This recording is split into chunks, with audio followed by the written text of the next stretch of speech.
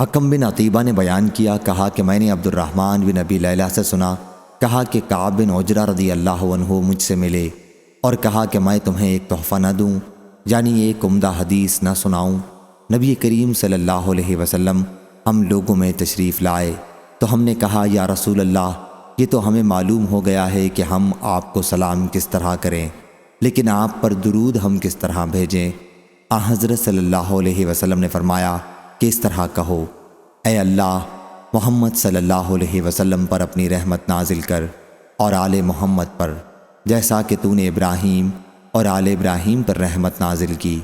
بلا شبہ تو تعریف کیا ہوا اور پاک ہے۔ اے اللہ، محمد پر اور آل محمد پر برکت نازل کر، جیسا کہ تو نے ابراہیم اور آل ابراہیم پر برکت نازل کی، بلا شبہ تو تعریف کیا ہوا اور پاک ہے۔ صحیح بخاری حدیث نمبر 6357۔